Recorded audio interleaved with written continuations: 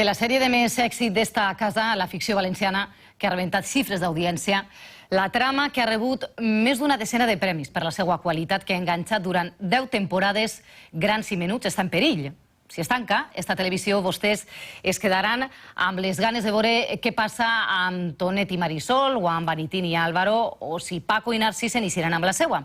I l'estrena de la nova temporada és este diumenge. Volem pensar que ens queda una oportunitat, i per això, per a parlar del que ens pedrem si Radio Televisió Valenciana és Fona Negre, hem convidat Ferran Gadea, Tonet en la sèrie, i també en la realitat el president de l'Associació d'Actors del País Valencià. Molt bon dia. Bon dia. Cristina Fernández, Conxeta en la ficció, molt bon dia. Bon dia. I el director de la sèrie, representant de l'Associació de Guionistes Valencians, Pau Martínez. Hola, bon dia.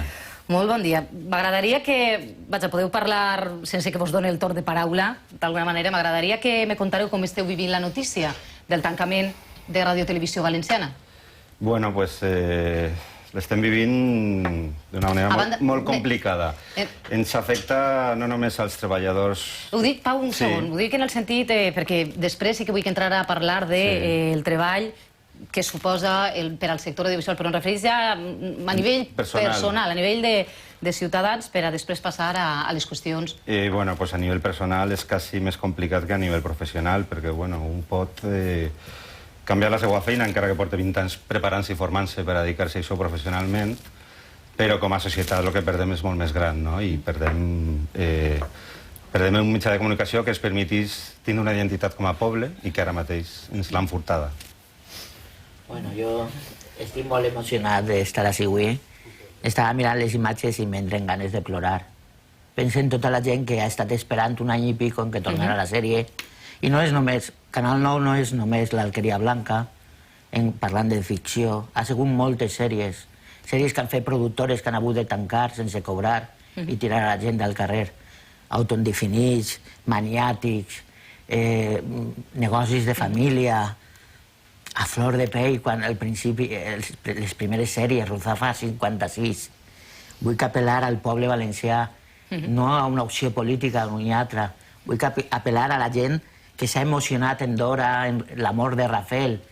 La gent, en el mig milió de valencians que es ficava cara a la televisió, lluitant contra tota la programació nacional, el futbol, pel·lícules importants, i optaven per una opció en valencià, que es donava sentit al nostre treball i a la nostra formació i que haurem d'emigrar. Que això s'acaba, senyors. Demane al poble valencià que demà isca al carrer, a Alacant, Castelló i València, a les 6 de la vesprada.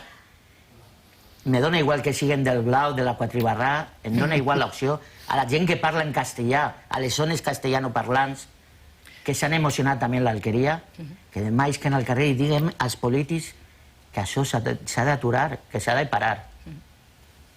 Cristina, a banda, vos ha pillat, la notícia va pillar a punt de fer la preestrena així a València, és a dir, 800 persones estaven esperant aquesta preestrena de... No sé, com van viure? Com vau viure això? Nosaltres, malament, perquè al principi jo, de fet, estava en la roda de premsa pel matí, va arribar la notícia del fallo del jurat, d'Herero, i bé, a partir d'ahir ja començares a pensar, i el que podia passar, mai pensava. Sí ho podies pensar, però no creia que poguera ser així, no? No creia que l'ésser humà podia ser tan roïn. Sí, i prendre una decisió així jugant en tots nosaltres, no pensava que podia ser. I per la nit va ser un colp molt fort, perquè semblava orquestat, no? Era una coincidència tan gran, el principi d'això... Bé, que va ser molt fort perquè tampoc podíem avisar, no vam poder anar, va ser tal el lío que no vam poder anar a parlar amb els fans, són persones que se van quedar en la porta, que havien vingut de Xàtiva, que des d'ací volen donar una explicació. La preestrena també, m'imagino, a Castelló i també a Alacant. Sí, a Alacant, als 3 puestos, clar, però el primer que va ser València va deixar a tota la gent en la porta. Ni tan sols el teatre principal va permetre que la gent entrara i donar-los una explicació, que també podria ser, però com estan tots en el mateix saco, està complicat.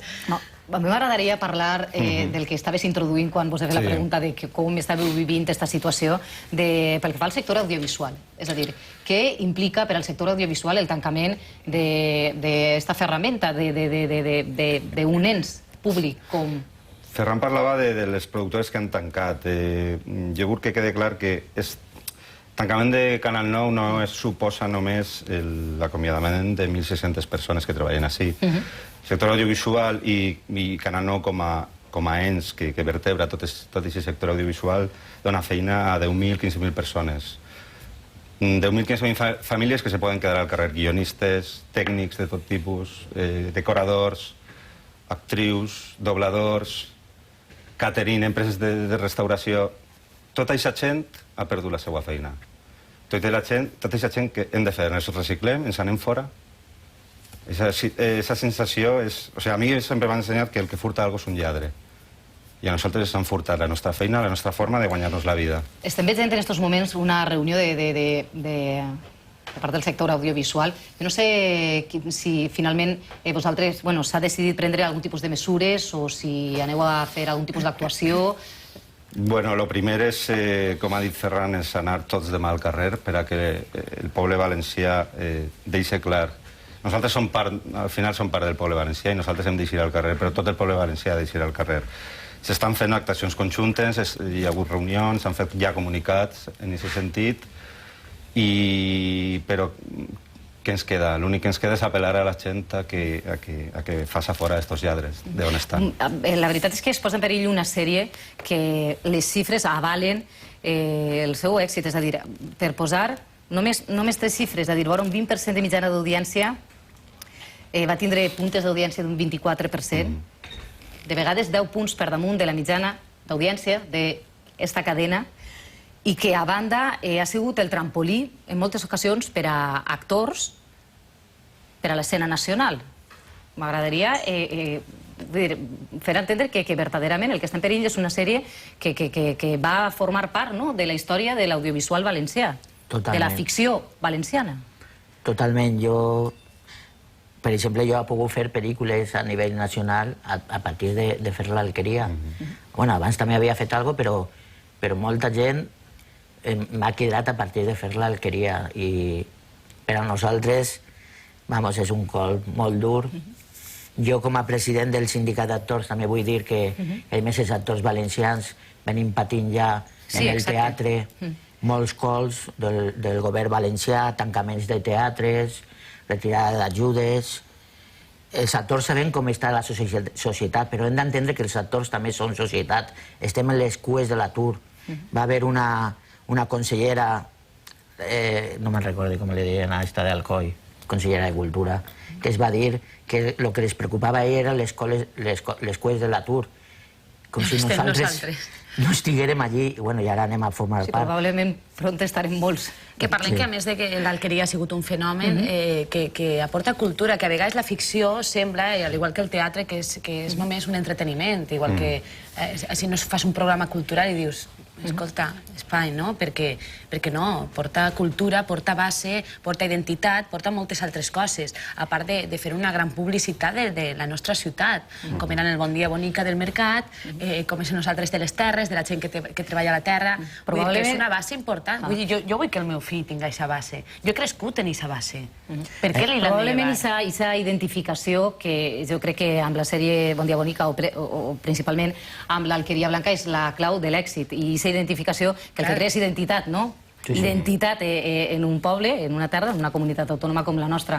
M'agradaria que comentarem les claus de l'èxit, per tant, de l'Alqueria Blanca, que ha fet que se mantinga així durant 10 temporades, i esta que comença, anem a pensar que comença. Home, les claus de l'èxit de l'Alqueria són un poquet les claus de l'èxit que hauria de tindre Canal 9, que ha sigut major unes vegades que altres, que és la proximitat. És que la gent verà reflectida coses que no pot veure en una cadena nacional i que no podrà veure a partir d'ara, perquè qui farà una sèrie com l'Alqueria Blanca? Començant, per exemple, per les localitzacions, no? Efectivament. Vosaltres heu gravat en... Doncs hem gravat per moltes comarques d'Alacant, per moltes comarques de València, hem gravat en platós que estaven ubicats primer en Alacant, ara a València. vull dir, és que feina no és només per als actors, per als guionistes o per als tècnics. És que ves a dir-li a la senyora que porta el restaurant del Plató València que ara no va tindre els menús de tota aquesta gent. Són gairebé 200 persones les que treballem en l'Alqueria Blanca. Sí, que després se genera un negoci al voltant, no? De tot el moviment que suposa... Empreses de serveis, de transport, de cotxes, de lloguer de cotxes, de lloguer d'equips tècnics...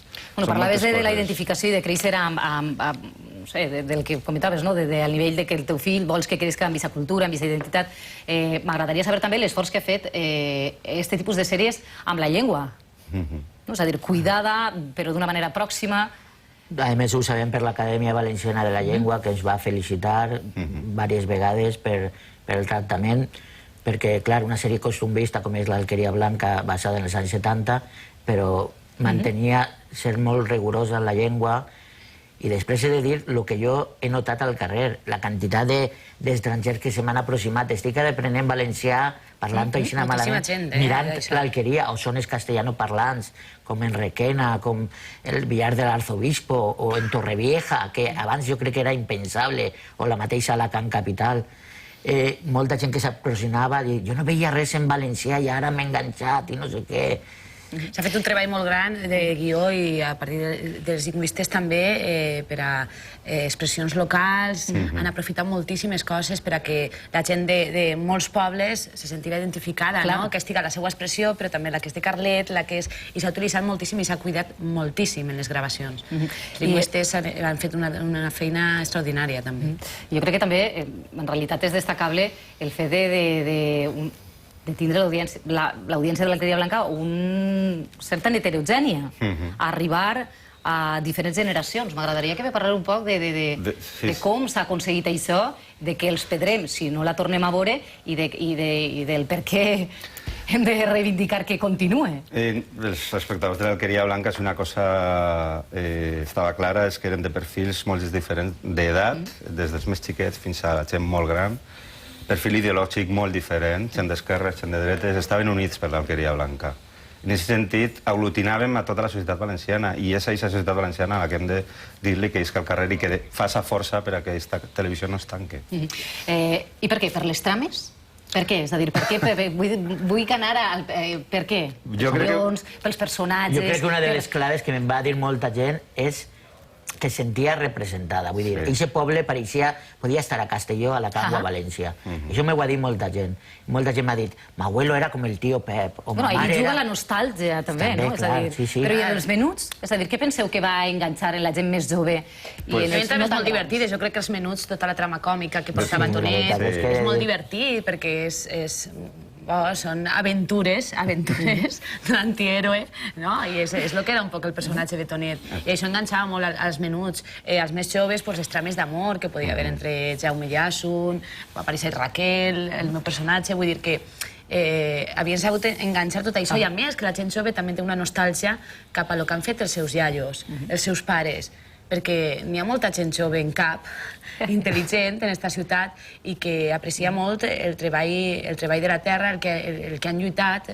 I darrere d'això hi ha una feina dels guionistes molt grans. A l'Alqueria Blanca ara mateix estaven treballant 7 o 8 guionistes de manera habitual. O sigui, aquesta gent també va perdre la seva feina. I quan en aquesta televisió hi havia 3 sèries a la vegada, tot això que estic parlant de 200 persones se multiplicava. Vull dir, és que són moltes famílies que se queden...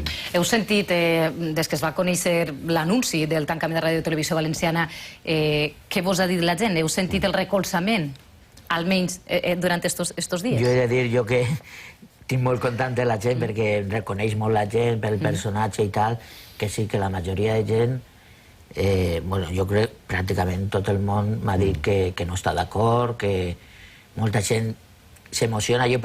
Ara m'agradaria parlar com a televident. Jo me'n recordo perfectament el primer dia que vaig veure Canal 9. Crec que era Gelo Miralles i Diego Braginski. En ma casa, mon pare plorava de veure televisió en valencià. De poder escoltar partits del Llevant o del València en valencià. Jo soc seguidor de la taula esportiva de Ràdio 9. Bueno... I a nivell de l'associació d'actors del Baix Valencià, vos heu reunit, heu parlat d'això? És a dir, Sí, no, és que pensant que si això desapareix, pot desaparèixer fins i tot el sindicat d'actors. Són entitats que estan per a recolzar la nostra professió. Si no existís professió, què anem a fer, no? Sí, s'hem reunit, estem fent la junta, clar, ha vingut tot, ens ha sobrepassat, i a poc estem intentant trobar solucions, estratègies, per a fer entendre el que és la base, que va més enllà de si és Canal 9, del que se va dir, del que no se va dir... Tu vols dir que va més enllà de que t'agrada, de que no t'agrada, de que consideres que està manipulada, no? És a dir, la possibilitat d'encendre o tancar-la. La possibilitat d'encendre o de tancar-la. Els nostres drets com a individus, la meva llibertat, el que hem aconseguit 25 anys de lluita.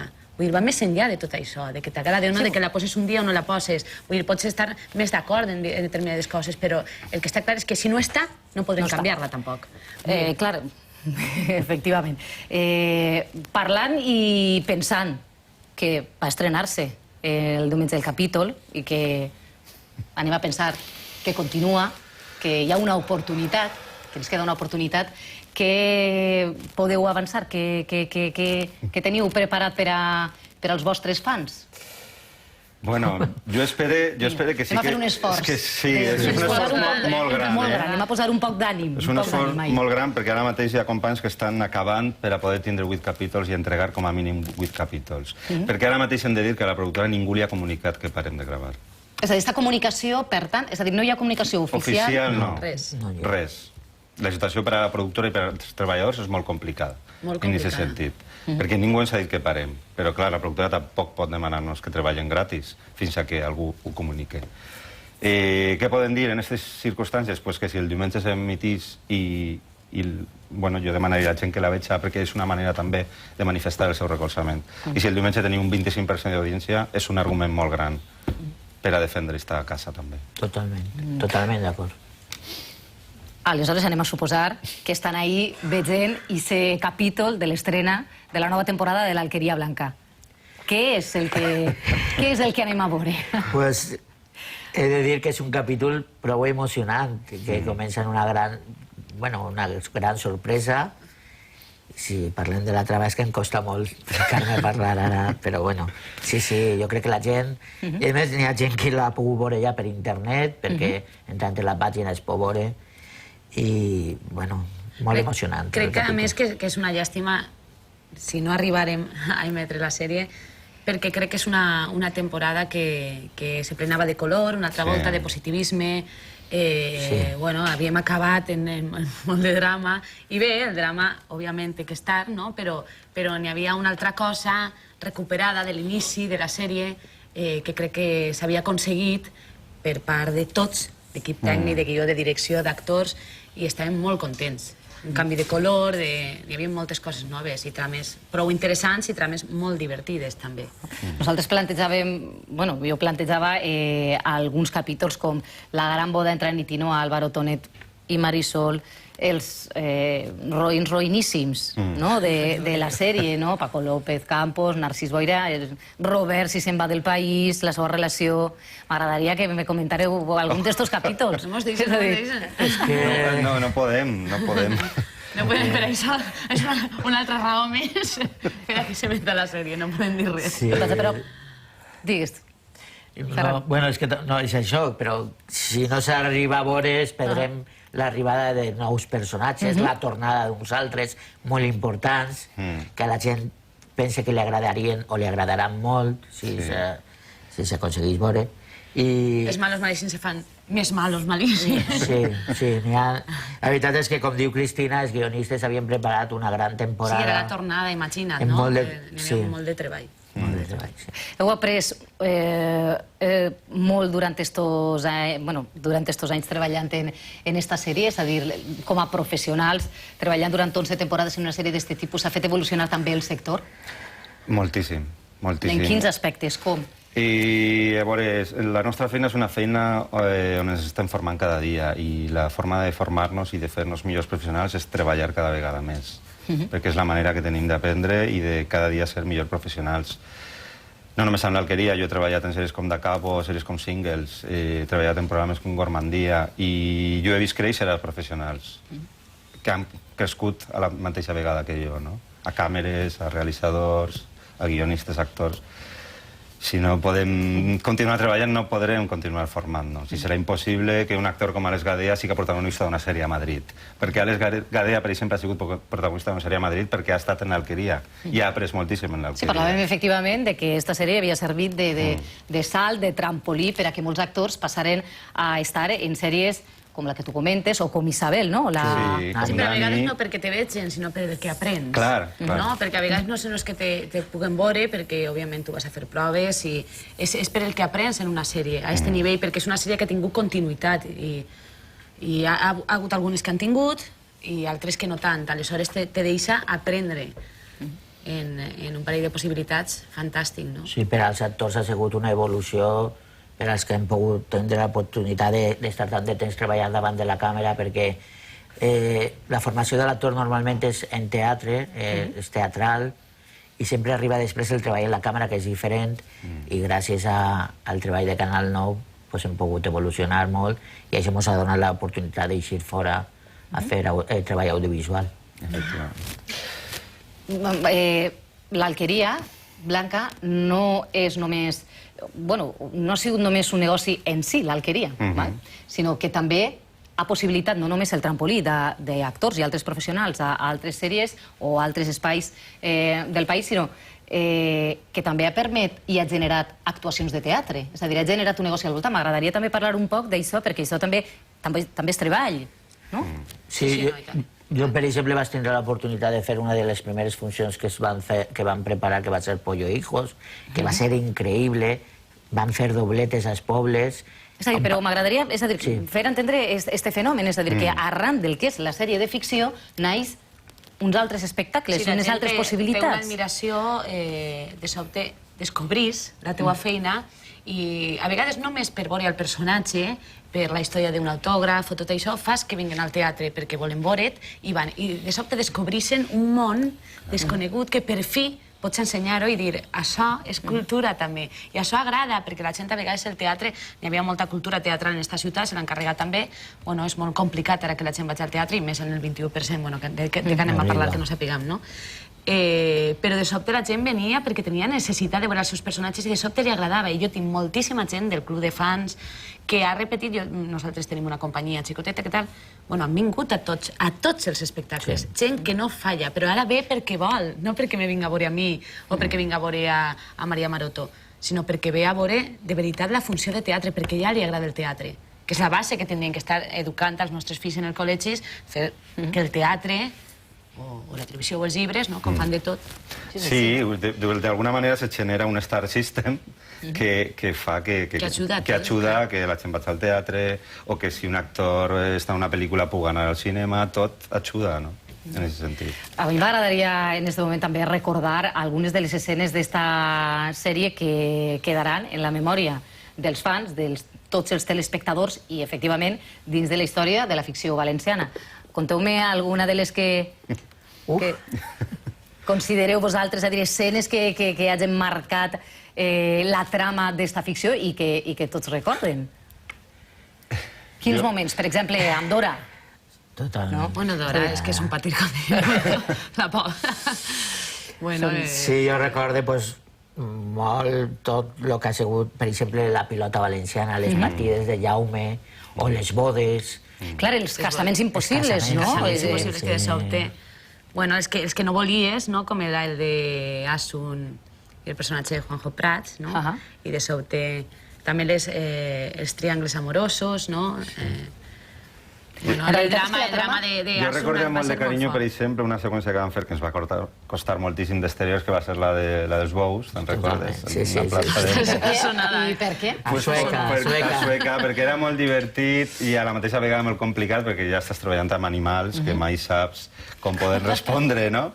I vam tindre l'ajuda d'uns corredors molt professionals que feien fins i tot de doble del personatge de Roc, per exemple, però, i clar, Tonet i el personatge de Jaume I Sento pues, no s'enfrontava mai al bou, però pareixia que sí, no?, per la manera de com estava gravat. I l'en recorda molt de carinyo, la detenció de Victòria, per exemple, de les que vas rodar jo, no? Sí, jo també, quan Jaume estava a la presó... És que són escenes que tots els telespectadors i els fans de la sèrie recorden perfectament, no? Qui pugui estar sentint-ho. Tots els sopars de Nadal, per exemple, quan com han canviat, no? Quants han hagut de sopars de Nadal, no? I en el canvi de cadascú. La veritat és que la trama incloïa probablement tots els elements, òbviament, després ben guionitzats i ben contats, ben interpretats, ambientats d'una sèrie que poden convertir-la en un èxit, com són els roïns roïníssims, els casaments impossibles, els rics i els pobres. M'agradaria... Clar, perquè neix així, no? En realitat són dos famílies, no? Contraposades. Sí, l'origen de la sèrie és un poquet el Romeo i Julieta, no? L'amor impossible entre la filla de la família rica i el fill de la família pobre, que a més portaven un passat dels pares. Bueno, és la base de quasi qualsevol drama, no? Teatral i després televisiu. Però com estava tan ben fet, tan ben interpretat i tan ben escrit, pues això és un poc la clau de l'èxit. I després, tornant un poquet a lo que deies tu, que a la gent li agradava i tal, en la sèrie es recupera una cosa que era la solidaritat entre habitants d'un poble. Per exemple, el meu personatge o molts personatges, que passara el que passara, s'ajudaven, sempre feien front als problemes. Això a la gent li agradava molt perquè s'ha perdut, malauradament, molt en la societat. I és una de les coses que l'emocionava molt, no? Els amics que sempre tal, o les veïnes que s'ajuden, i és una de les coses més emocionants. M'agradaria que farem una crida un poc a estar el diumenge mirant la televisió per a veure l'estrena d'aquest capítol. Anem de veres a pensar que continuem i no sé, com vulgueu acabar este moment i fer una crida també al recolzament a la manifestació de demà en defensa de la ràdio i televisió valenciana, no ho sé. Breument, que se'ns acaba el temps. Crec que és molt important que la gent vagi el dissabte perquè, com he dit abans, nosaltres podrem, no sé, fer-nos cambrers, muntar un bar, reciclar la nostra feina o anar-nos a l'estranger a treballar, però el que va perdre la gent és molt més important. I hem d'anar demà a les 6 de la vesprada a les 3 capitals, però també als pobles a manifestar-se i demanar que no la tanquen. Que és la nostra identitat, la nostra llibertat, que tenim drets, que són els nostres diners i que ja està bé. Que ja està bé que hem de moure ja. I jo apel·le a tots els fans de l'Alqueria, a tota la gent que ha estat mirant sèries en valencià i que s'ha rigut, que ha plorat amb nosaltres, que demà isca al carrer, ho demana a tot el poble valencià i que el diumenge estiga davant de la tele mirant l'Alqueria. Que el diumenge veig a l'Alqueria. Ahí queda. Moltes gràcies. Moltíssimes gràcies a tots per haver-nos acompanyat este matí. Gràcies a vosaltres. Vinga, hem arribat al final de